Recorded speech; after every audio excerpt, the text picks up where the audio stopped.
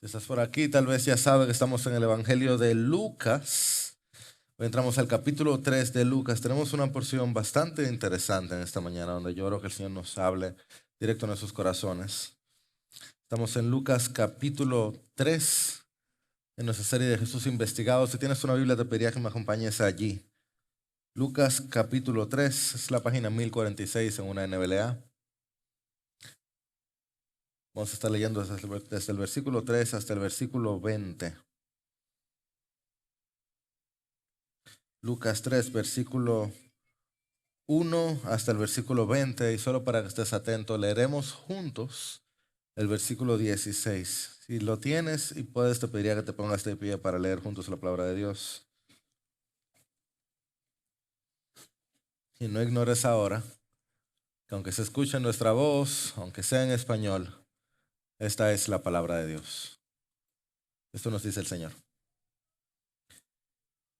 En el año 15 del imperio de Tiberio César, siendo Poncio Pilato gobernador de Judea, y Herodes tetrarca de Galilea, y su hermano Felipe tetrarca de la región de Iturea y Traconite, y Lisanias tetrarca de Abilinia, y durante el sumo sacerdote de Anás y Caifás, vino la palabra de Dios a Juan, hijo de Zacarías, en el desierto. Y Juan fue por toda la región alrededor del Jordán, predicando un bautismo de arrepentimiento para el perdón de los pecados. Como está escrito en el libro de las palabras del profeta Isaías: voz del que clama en el desierto, preparen el camino del Señor, hagan derechas sus sendas. Todo valle será rellenado, y todo monte y collado rebajado, lo torcido será recto, y las sendas ásperas se volverán caminos llanos, y toda carne verá la salvación de Dios. Por eso Juan decía a las multitudes que acudían para que él las bautizara: camada de víboras, ¿quién les enseñó a huir de la ira que vendrá? Por tanto, den frutos dignos de arrepentimiento, y no comiencen a decirse a ustedes mismos: tenemos a Abraham por padre, porque les digo que Dios puede levantar hijos a Abraham de estas piedras. El hacha ya está puesta a la raíz de los árboles. Por tanto, todo árbol que no da buen fruto es cortado y echado al fuego. Y las multitudes le preguntaban: ¿qué pues haremos? Juan les respondía: el que tiene 2 túnicas, comparta con el que no tiene, y el que tiene que comer, haga lo mismo. Vinieron también unos recaudadores de impuestos para ser bautizados y le dijeron: maestro, ¿qué haremos? No exijan más de lo que se les ha ordenado, les respondió Juan. También algunos soldados le preguntaban: ¿y nosotros qué haremos? A nadie quiten dinero por la fuerza, les dijo, ni a nadie acusen falsamente, y conténtense con su salario. Como el pueblo estaba a la expectativa y todos se preguntaban en sus corazones acerca de Juan, si no sería él el Cristo, leemos juntos. Juan les habló a todos: yo los bautizo con agua, pero viene uno que es más poderoso que yo, a quien no soy digno de desatar la correa de sus sandalias. Él los bautizará con el Espíritu Santo y fuego. El viento está en su mano para limpiar completamente su era y recoger el trigo en su granero, pero quemará la paja en un fuego que no se apaga. Y también con muchas otras exhortaciones Juan anunciaba las buenas nuevas al pueblo. Pero Herodes el tetrarca, siendo reprendido por él por causa de Herodías, mujer de su hermano, y por todas las maldades que Herodes había hecho, añadió además a todas ellas esta, que encerró a Juan en la cárcel. El Señor nos bendiga en esta mañana a través de su palabra.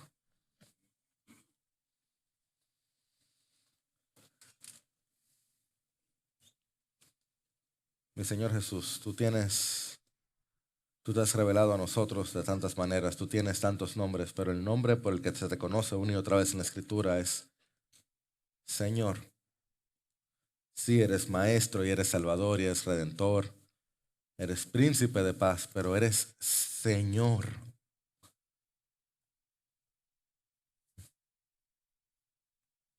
Hoy en día hablamos de señores y Señor tal o Señor cual, pero el Señor eres tú.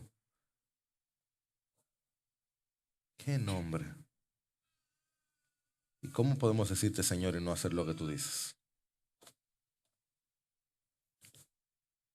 Señor, aún al yo hablar ahora, yo te pido perdón por cómo constantemente decido desobedecerte. Perdóname, Señor. Esta palabra de la cual yo voy a hablar, en la cual yo ahora me sostengo, es santa.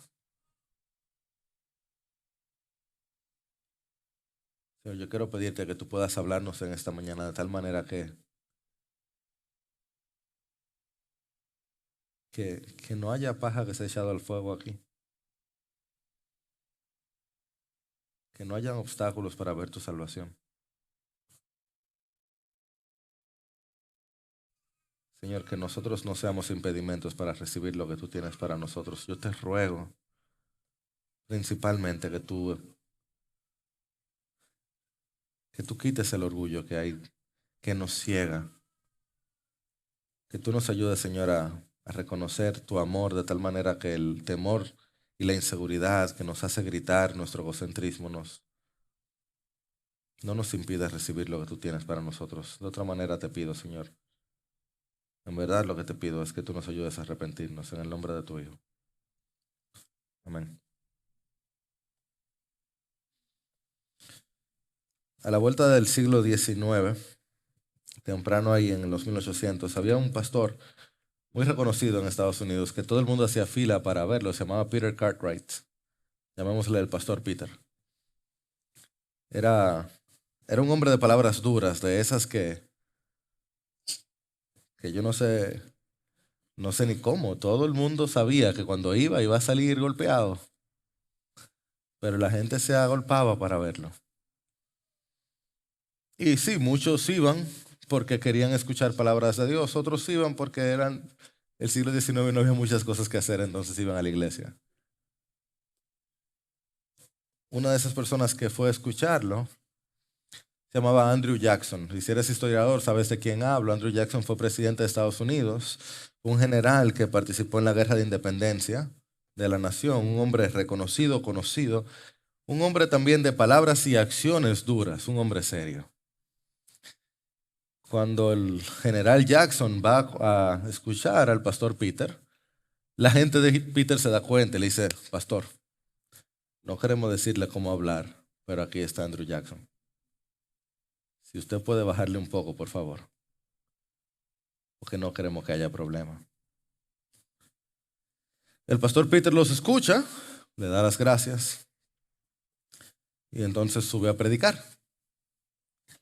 Cuando sube a predicar, él empieza su sermón de manera normal, continúa, está todo hablando y en un momento se detiene porque quiere saludar al general Jackson que está entre la audiencia. Y dice: entiendo que el general Jackson está aquí, así que seré cuidadoso con lo que voy a decir. Andrew Jackson se va a ir al infierno si no se arrepiente. Ustedes se ríen porque no estaban ahí, pero imagínate. La gente se queda en shock. En particular quedan en shock los amigos del pastor Peter porque temen por su vida. Temen lo que puede pasar. Pero poco después se acerca a quien sería el presidente Jackson, se acerca al pastor y le dice lo siguiente: quien ame a Jesucristo no puede temerle a los hombres. Y si yo tuviera un regimiento de hombres como usted, yo pudiera conquistar el mundo entero. Si has estado leyendo Lucas con nosotros, seguro te has dado cuenta que Lucas hace algo casi en cada capítulo, casi en cada porción. Él te va a hablar de Jesús, pero antes de hablarte de Jesús, él te habla de Juan. Él ha entrelazado la historia de Jesús el Redentor con la historia de Juan el Bautizador. Una y otra vez, antes de hablarte de Jesús, él te habla del Bautista.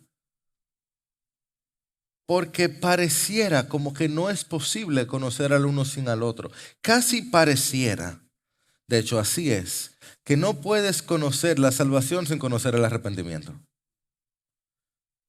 Conozcamos entonces a este Juan el Bautizador o Juan el Bautista a través de 3 preguntas que yo quisiera hacerle. Esta es nuestra hoja de ruta hoy también. Veamos primero de dónde salió Juan. Veamos segundo cómo luce el arrepentimiento. Y tercero, ¿por qué buenas nuevas? ¿De dónde salió Juan? ¿Cómo luce el arrepentimiento? ¿Y por qué buenas nuevas? Y mi amado hermano, amada hermana, esa es nuestra idea central, por favor. Bueno, Señor, por favor, que se imprima en nuestros corazones. Todo el que quiera al Salvador necesita arrepentirse. Todo el que quiera al Salvador necesita arrepentirse. ¿Estamos listos? ¿Ok?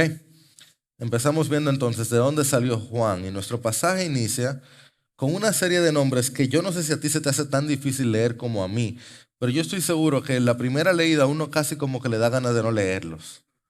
Tú empiezas y dice: Tiberio César, siendo Poncio Pilato gobernador de Judea, Herodes tetrarca de Galilea, Felipe tetrarca de la región de Iturea y Traconite, Lisanías, no he conocido nunca un Lisanias, tetrarca de Abilinia, tampoco he ido a Abilinia, durante el sumo sacerdote de Anás y Caifás. Todos estos nombres tú los sigues y tú estás como, ¿qué significa esto? Esto a mí no me dice nada. Pero esto significa bastante. ¿Por qué? Porque si tú tienes una Biblia, tú seguro recuerdas, si no, acompáñame, que Lucas capítulo 1 empieza diciendo: por cuanto a muchos, versículo 3, últimas palabras. Principio, escribírtelo ordenadamente a quién: excelentísimo Teófilo, para que sepas la verdad precisa acerca de las cosas que te han sido enseñadas. ¿De qué está hablando esto? Este libro se escribió a alguien. Este libro se escribió al excelentísimo Teófilo, que hablamos cuando iniciamos esta serie, que sin lugar a dudas era un oficial o alguien de mucha importancia de aquel momento.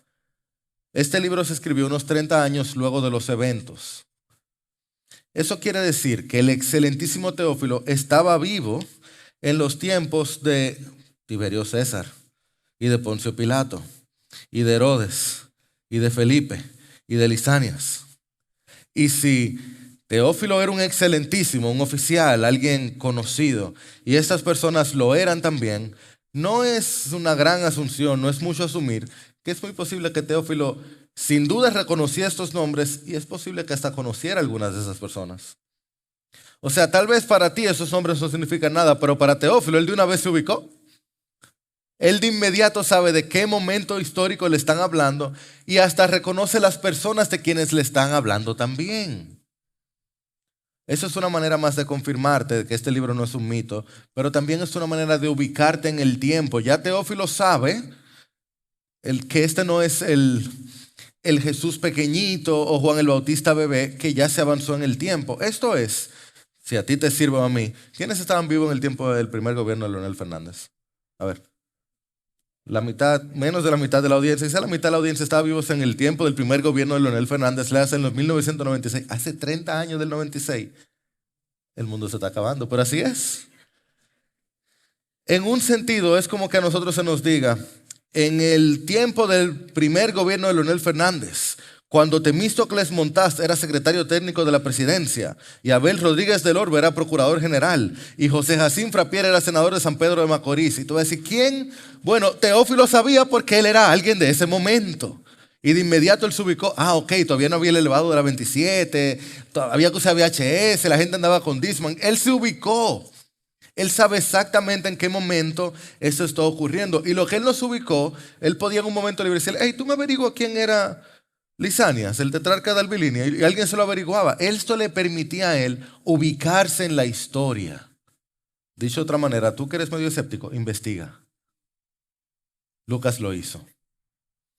Y algo más que es para todos nosotros aquí. Dice entonces al final, en esta porción, algo clave.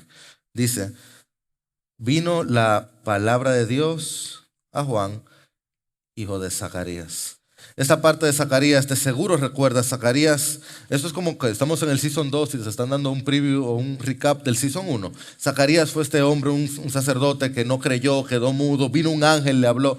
Todo esto, tú lo lees, hizo Zacarías, claro, es para recordarte que Juan no fue un bebé normal, que no nació normal, que todo esto fue una cosa increíble la que ocurrió para que Juan naciera, creciera y fuera quien es. Y te sirve de inmediato como para recordar lo que pasó en el capítulo 1 y capítulo 2.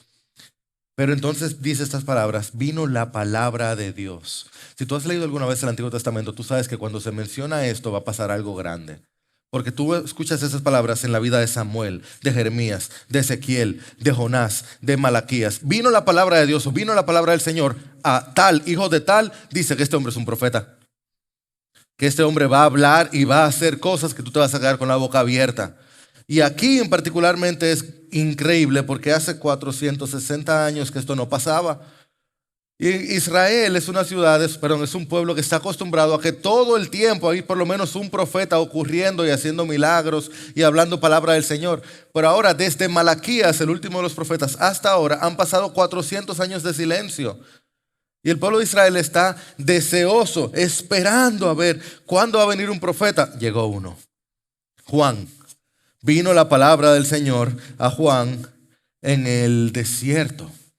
Así que todo esto te prepara a saber de dónde salió Juan, que vino al desierto y viene con palabra de Dios. Y tú te preguntas, ¿qué va a decir? Oh, aquí está. Una profecía que se había dicho 600 años antes. Voz del que clama en el desierto. Su principal labor es preparar el camino del Señor, hacer derechas sus sendas, que todo valle será rellenado, todo monte y collado rebajado, lo torcido será recto, las sendas ásperas se volverán caminos llanos. ¿Para qué? Para que toda carne vea la salvación del Señor. Su labor es preparar para que toda carne vea la salvación del Señor. Eso fue lo que Juan vino a hacer. ¿De dónde vino Juan? A eso vino. A que toda carne vea la salvación del Señor. Preparar el camino para que toda carne vea la salvación del Señor. Amada iglesia, yo te prometo, yo no había entendido bien este texto hasta esta semana. Me siento a estudiarlo. Tengo toda mi vida creyente estudiando y leyendo. Y esta semana fue como que y fue a través de una imagen mental que más o menos se reproduce como esta imagen. Lo estaba hablando también con mi esposa y dice, oye, es verdad. Uno vive la vida, tú y yo, más o menos así. La vida se vive entre montañas, valles, torceduras, asperezas. Eso es como el día a día. Tanto afuera como adentro. Uno tiene momento alto, momento bajo, momento turbio, momento donde más o menos uno está caminando derecho. Eso no es. Más o menos eso es la vida. Y uno está tan acostumbrado a que eso sea, que uno no se da cuenta que son obstáculos para uno ver la salvación del Señor. Uno no lo nota, porque eso es lo que siempre es. Y uno a veces se encuentra con deseo de ver más de Dios, pero no se da cuenta que te lo impide. Son valles, son montañas, son torceduras. Y de vez en cuando tú sabes que esa es una montaña, pero normalmente tú ni cuenta te das. Juan no vino con una pala porque él no vino a luchar con problemas topográficos. Él no vino a rellenar físicamente, no. Porque el mayor problema, esos valles, montañas, lugares torcidos, esas sendas ásperas están aquí. Esas montañas de autosuficiencia que te dices o te han dicho, tú puedes. Y Juan venía a esos valles de victimización. Te dicen, mira, todo el mundo está en contra tuya. Que te dices tú mismo. Esos caminos torcidos de lujuria. Esas sendas ásperas de ingratitud y de rencor. Que mientras has transitado y vas transitando por ahí, no puedes ver la salvación del Señor. Y Juan viene a levantar caídos, a humillar altivos, a enderezar lo torcido, de tal manera que cuando Jesús haga su entrada, todo corazón vea la salvación del Señor. Y te digo algo, él hizo bien su trabajo, porque los próximos 3 años todo el mundo venía y quería ver a Jesús. Estaban desesperados. Habían entendido muy bien su gran necesidad de un Salvador. Ahora, ¿qué es lo que aplana, lo que allana, lo que levanta, lo que endereza, lo que alisa? ¿Sabes lo que es? El arrepentimiento. ¿Cómo luce el arrepentimiento? Dice la Escritura que Juan iba por toda la región predicando un bautismo de arrepentimiento para perdón de pecados. Y que Juan decía a las multitudes, esto es fuerte, los que acudían a él para que les bautizara, le decía, hey, camada de víboras, un nombrecito, ¿Quién les enseñó a huir de la ira que vendrá? Por tanto, ten frutos dignos de arrepentimiento. Y atiende aquí, no comiencen a decirse ustedes mismos, tenemos a Abraham por padre.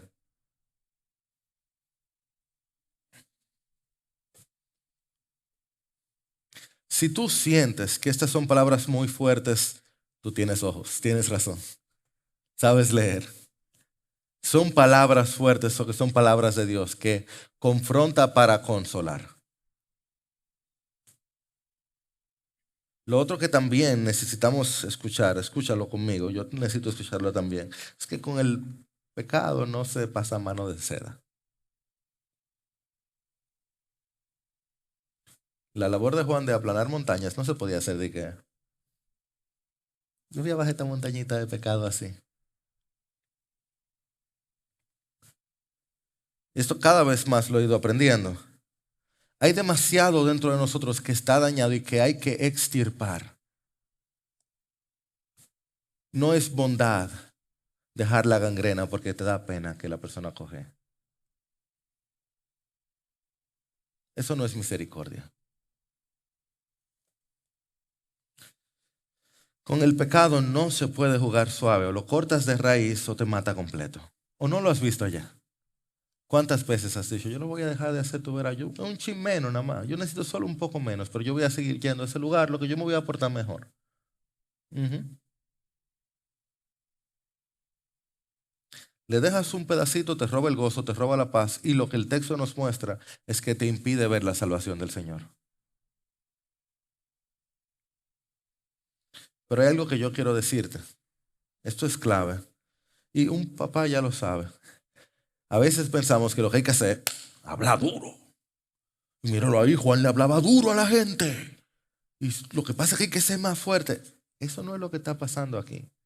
Un padre sabe que toma la misma falta de dominio propio, no echar boche, que echa un boche grandísimo, la misma falta de dominio propio. No es eso lo que Juan está haciendo aquí. Él no está hablando duro por hablar duro, para nada.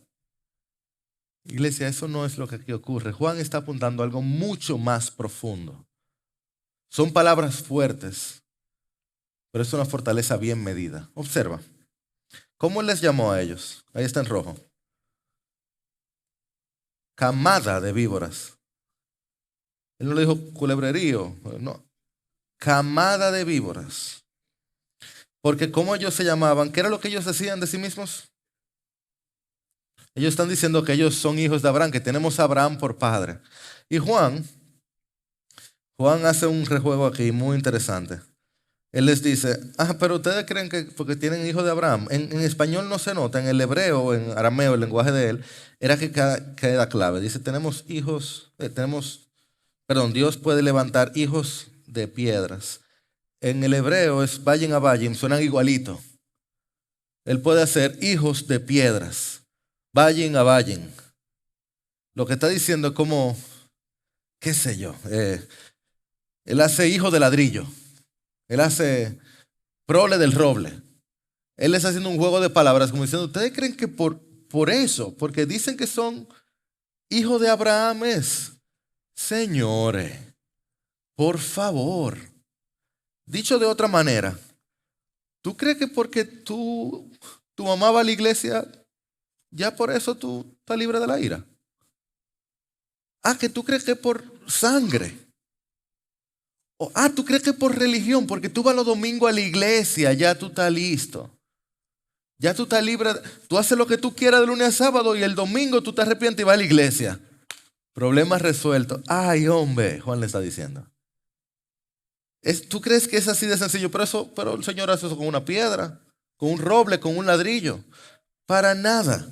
Y por eso le llama, lo apunto otra vez, camada de víboras. Porque ellos están hablando de su identidad como hijos. Le dice, sí, ustedes tienen una identidad como hijos de la serpiente. Ustedes son hijos de la serpiente antigua. Son hijos del diablo. Ustedes son una camada de víboras. ¿Lo ven? Hijos de Abraham. No, señores. Los frutos que ustedes están mostrando le muestran que ustedes son hijos de Satanás. Ustedes deberían dar frutos dignos de arrepentimiento. Pesado. Y ellos entendieron. Ahí empezaron los montes a caer y los valles a llenarse y los caminos torcidos a enderezarse, porque ellos dijeron, ok, ¿qué hacemos? ¿Qué hacemos? ¿Qué haremos? Y yo quiero que tú observes esto, por favor, conmigo. Dice, ok, el que tiene 2 túnicas, comparta con el que no tiene. Y el que tiene que comer, haga lo mismo. Nota cuán poco religioso luce el arrepentimiento. No, tú haces 5 Ave María.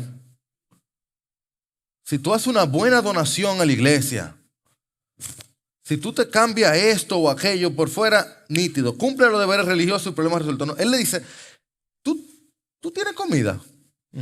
Mira el de afuera, dale. 2 túnicas tienes. Dale una al que no tiene. Oye, yo lo decía en el primer servicio, hasta vergüenza me da. Una vez el closet de mi casa se me cayó porque tenía demasiada ropa. Bárbaro, me dijo uno, así mismo es bárbaro. Abusador, correcto. Tenía demasiada ropa ahí colgada y se cayó.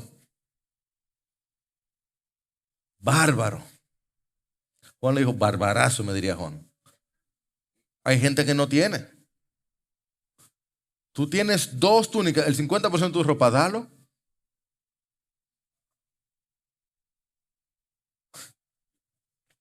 Ahora dice y es fácil. Me dice bárbaro y ahora me dice y es fácil.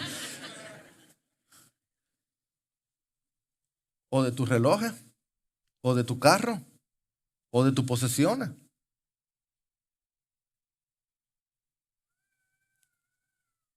Ay. Y mira, aquí hay personas que de seguro tienen trabajos que son difíciles, que dicen, es que no se puede ser cristiano y trabajar aquí. Por ejemplo, vinieron también unos recaudadores de impuestos. Si trabajas en la DGI, Dios te bendiga. Qué bueno que trabajas ahí. En serio lo digo. No pienses que no se puede, porque mira, vinieron unos recaudadores de impuestos. Lo digo en serio, no estoy relajando. Parece que estoy relajando, pero lo digo en serio. Porque vinieron también recaudadores de impuestos y en ese momento era imposiblemente difícil trabajar allí, porque ellos recaudaban impuestos para un imperio que los oprimía. Y lo que lo hacía más complejo, no difícil, complejo, es que no había computadoras. El gobierno le decía, mira, devuélveme tanto y lo otro que tú ganes es para ti. Y para un corazón codicioso como es el de todo el que está en este lugar, si el Señor no lo redime, sana y salva y guarda, imagínate, empezaban a abusar de eso constantemente. Juan le dice, ¿qué hacemos? Tú estás pidiendo que tengamos fruto digno de arrepentimiento, que no seamos unos hijos de Satanás. ¿Qué hacemos? Renunciamos. ¿Y qué le dice Juan? No exijan de más. Dicho de otra manera, sean honestos. Si ellos podían, tú puedes también en tu trabajo. Sean honestos. Sea honesto en tu trabajo. Sea honesto en tu día a día. Ahí está el fruto digno de arrepentimiento. Deja la mentira, sea honesto.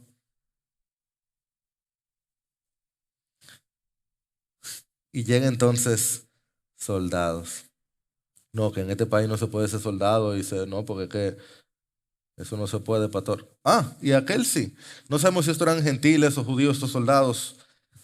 Pero ser soldado para un imperio que te oprime. ¿Y qué le va a decir Juan a unos soldados que están oprimiendo a su propia nación? Que dejen eso. Nope. No abusen. No mientan. Ah, y encuentren contentamiento. Oye, que deja de quejarte en internet. Cada post hablando mal del gobierno está tú ahí abajo. Sí, porque son unos. Conténtate con tu salario. Que te contente, se le dijo a los soldados. Conténtense con su salario. Y no era mucho que ganaban. Por eso dice, a nadie quiten dinero por la fuerza. Encuentra contentamiento en tu salario, le dice Juan. ¿Tú notaste cuánta religión hubo en esos mandatos? Esos frutos de arrepentimiento. ¿Notaste todos los mandatos religiosos que ahí habían? ¿Notaste cuánto le importa a Dios el lunes a sábado? Cómo el arrepentimiento que tú reflejas el domingo se manifiesta de lunes a sábado. Martín Lutero, por Martín Lutero, el Dios de Martín Lutero, nosotros nos reunimos aquí. Él fue el que inició la reforma, que permitió el evangelio protestante, o el único evangelio que pudiera correr. Y las 95 tesis empiezan diciendo que el llamado del cristiano al arrepentimiento es de toda la vida ese arrepentimiento. Esto es algo que se hace toda la vida. Todo creyente debe arrepentirse constantemente. Siempre hay áreas en las cuales debemos arrepentirnos. Lutero dijo un poquito más adelante lo siguiente. Por favor, míralo. Esta vida no es justicia, sino crecer en justicia. No es salud, sino sanidad. No es el ser pleno, sino el llegar a ser. No es descanso, sino ejercicio. Todavía no somos lo que seremos, pero estamos creciendo. El proceso aún no ha terminado, pero está en marcha. Este no es el final, sino el camino. Aún no todo resplandece en gloria, pero todo está siendo purificado. Todo. El medio hermano de Jesús, Santiago, lo dice de una manera aún más clara y transparente de cómo luce el arrepentimiento en nuestras vidas. Cuando él lo dice en su carta, en el primer capítulo, los últimos versículos, dice: si alguien se cree religioso, pero no refrena su lengua, sino que engaña a su propio corazón, la religión del tal es vana, vacía, neblina. La religión pura y sin mancha delante de nuestro Dios y Padre es esta. ¿Cuál? Visitar a los huérfanos y las viudas en sus aflicciones y guardarse sin mancha del mundo. Wow.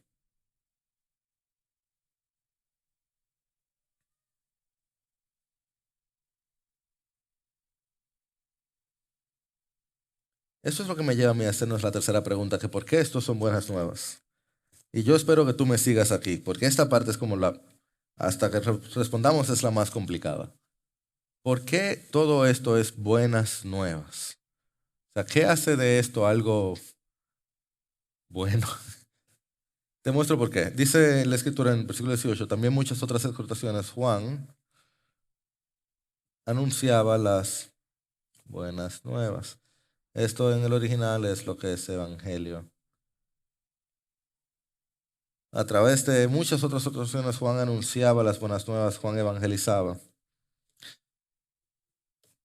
Pero Juan lo que está proclamando es el arrepentimiento. Hasta ahora eso es lo que hemos visto cuando se él bautizaba. Él, primero, por un lado, le dijo a sus compatriotas, camada de víboras. Esa es buena nueva, camada de víboras. Y por otro lado, él te está diciendo a ti que te contentes con tu salario, que tú entregues tu comida y la mitad de tu túnica, Él te está diciendo que, yo no sé, yo leo eso y yo digo, pero esto es más difícil que la ley de Moisés. La ley de Moisés era más externo, pero esto casi me está hablando de lo de adentro. Esto está difícil esto. ¿Cómo esto es buenas nuevas? Yo pensé que Cristo vino a liberarme, pero esto está más difícil. Pero yo quiero mostrarte que nuestro texto deja en claro que estas sí son buenas nuevas. De verdad, son muy buenas nuevas. Déjame mostrarte rápido porque, primero, estas son buenas nuevas porque no se trata de nuestras obras. ¿Qué dice el pasaje? Dice, el hacha ya está puesta ¿dónde? A la raíz de los árboles. ¿Lo viste? El hacha está puesta ¿dónde? A la raíz. Por tanto, todo árbol que no dé buen fruto es cortado y echado al fuego. Pero el hacha está en la raíz. Escucha, todos los demás sistemas religiosos se enfocan en las ramas, en el fruto. Y lo que hace es que va y se enfoca afuera de qué hace y qué no hace y acepta o cambia y busca otro árbol y ya. Pero el evangelio se enfoca en la raíz. Lo que busca es un cambio de raíz. Nosotros iniciamos hoy cantando, soy nueva criatura, lo declara la Escritura. Lo que hace tan diferente esto que Juan está haciendo es que cuando esta gente viene donde él le dice, camada de víboras, sean hijos de Abraham. Lo que hace tan hermoso a nuestra fe es que cuando nuestro Padre ve que estamos perdidos como hijos de Satanás, Él nos adopta y nos hace hijos suyos por su bendita gracia. Lo que yo quiero que tú te lleves de aquí no es todo lo que tú tienes que hacer. Hay un viaje de cosas que tú puedes hacer. Y si tú tienes buenos hábitos, tuviste buenos padres o tienes una buena química cerebral, tú puedes ser la mejor persona, mejor portada de este camino del infierno. Y ser el hombre más ordenado, educado, exitoso y trillonario de los principales demonios que estén allá abajo quemándose. Lo que a Dios le interesa es tu alma, tu raíz, tu identidad, porque en el evangelio define primero quién soy antes de decirme qué debo hacer. Identidad primero y luego obediencia.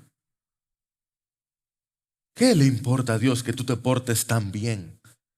Él quiere que tú le ames porque Él te ama.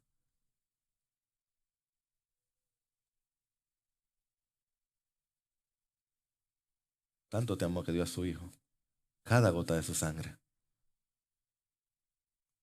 Los frutos van después, sí. Los frutos van. ¿Y tu raíz? ¿Estás injertado en Jesús? ¿O estás ahí en el piso tuyo? Porque tu suelo no da buen fruto. Tu suelo no da buen fruto. Y eso no es para algunos, eso es para todos. Bien decía ahí en el versículo 9, pero eso a lo largo del texto. Todo árbol que no da buen fruto es cortado. Así hablaba Juan. Todo árbol que no da buen fruto es cortado. Y Juan les hablaba a todos. Dice la Escritura que todo valle será rellenado, todo monte será rebajado. Todo. ¿Le importa a Dios cuánto dinero a ti te falta? ¿O cuánto tienes? ¿Lo hermoso que eres? ¿O cuánto te corre el espejo? Mira, este llamado que hace el Señor para judíos, gentiles, religiosos, ateos, conservadores, liberales, del P que tú quieras, Él no le importa.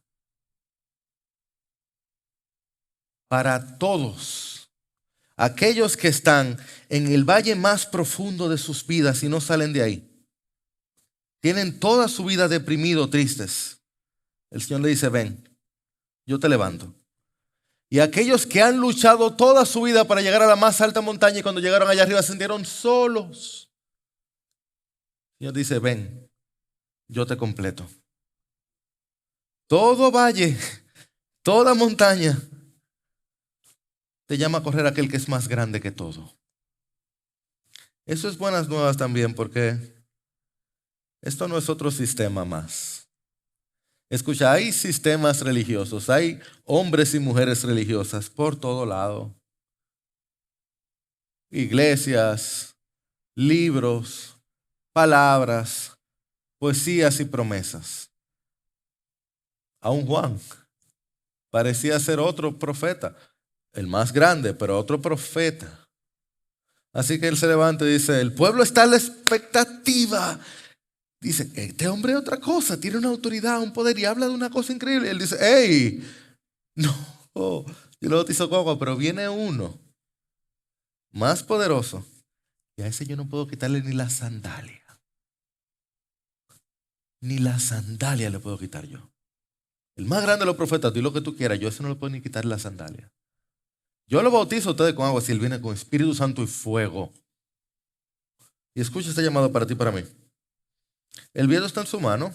Él está listo ya para revisar bien. Él va a recoger el trigo el que da fruto, y el que no da fruto, le voy a echar en un fuego que no se apaga. Tú sabes de qué él está hablando.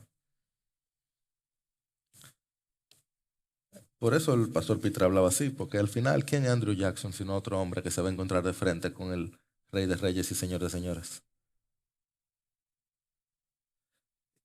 Y cuando tú te encuentres de frente con el Rey de Reyes y Señor de Señores, tan pronto él te diga que tú haces aquí, tú le digas, no, es que yo...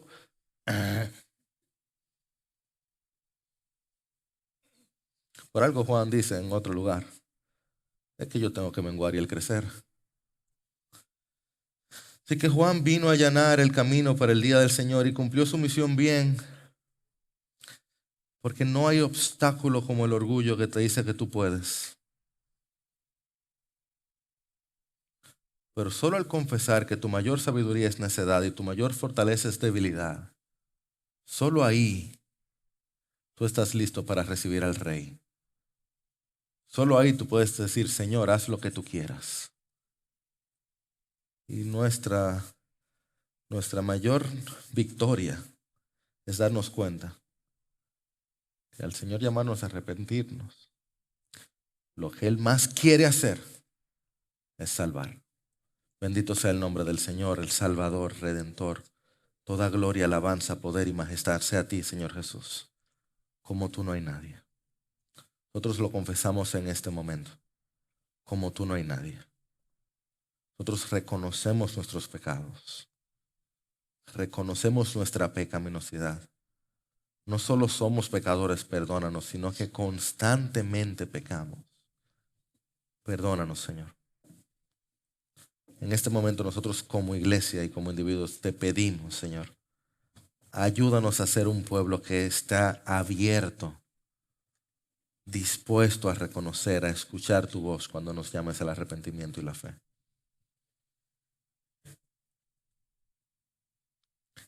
A diferencia de Herodes, que añadió a su maldad más maldad, que esta es una iglesia, Señor, que escuche de tu bondad, reciba de tu bondad y añade amor y buenas obras, Señor, a lo que tú has hecho en medio nuestro. Porque eres bueno y para siempre es tu misericordia. Porque oramos de este lado de la tumba vacía. Su iglesia dice, amén y amén.